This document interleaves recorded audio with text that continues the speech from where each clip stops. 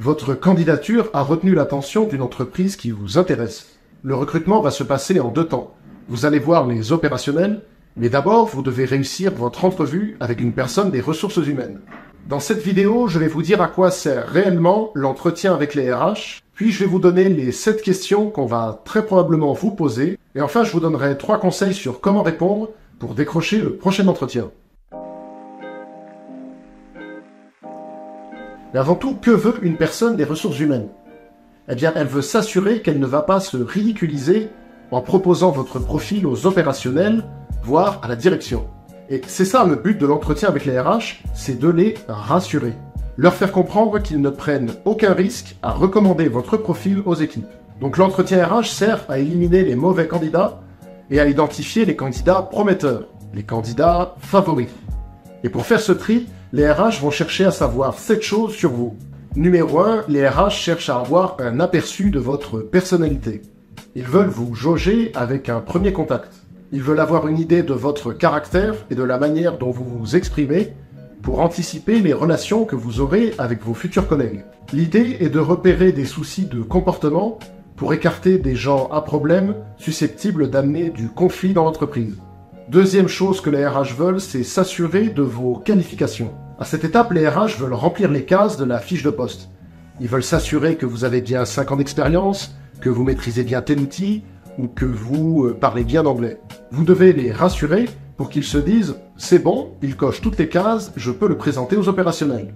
Donc la personne va chercher à savoir si vous avez menti sur vos qualifications ou si elle a bien compris votre parcours. Vous êtes resté combien de temps dans cette entreprise? Vous étiez en stage ou en CDI, etc. Troisième chose que veulent les RH, c'est comprendre votre projet professionnel. Le RH veut voir si vous êtes cohérent et si vous avez des objectifs. Parce que si le poste colle à vos objectifs, vous aurez plus de chances de rester longtemps dans l'entreprise, et ça, c'est l'une des missions prioritaires des services de recrutement. Quatrième chose que les RH vont chercher à savoir, c'est ce qui vous a plu dans le poste.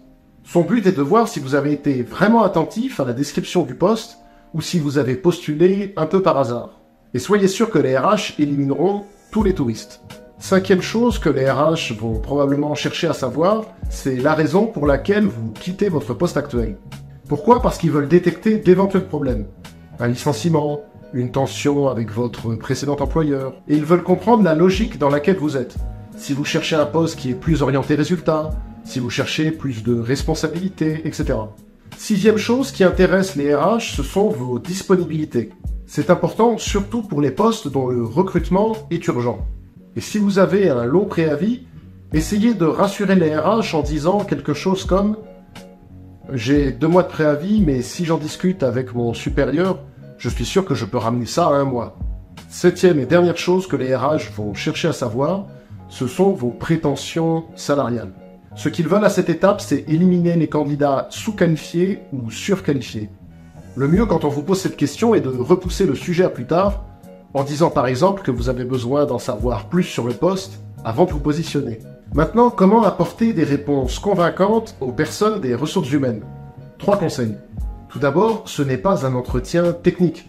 Il est très probable que la personne des RH ne comprenne rien aux spécificités de votre métier, surtout si vous avez un métier qui est très technique. Par exemple, vous êtes comptable ou ingénieur. Donc ne rentrez pas dans les détails techniques quand vous parlez de vos expériences au RH. Faites en sorte de vulgariser, résumer et simplifier votre discours. Et si vous êtes amené à parler de sujets très techniques, utilisez cette astuce. Imaginez que vous êtes en train de parler à un enfant de 12 ans. Vous serez forcé d'avoir un langage clair et accessible.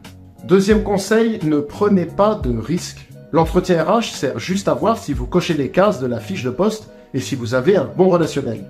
Donc, jouez le bon élève et lissez votre candidature. Dernier conseil, posez des questions au RH.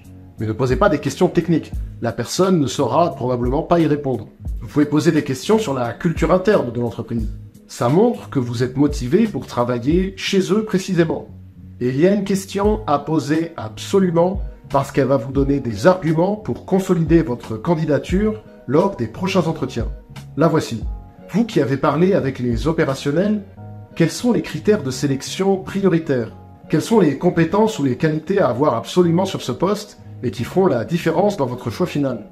En demandant ça, vous allez mettre le doigt sur les priorités des recruteurs. et vous pourrez axer toute votre candidature dessus lors des prochains entretiens. Et comme ça, vous prendrez une longueur d'avance sur les autres candidats. Je suis Mathieu, je vous aide à réussir vos entretiens d'embauche et votre négociation de salaire.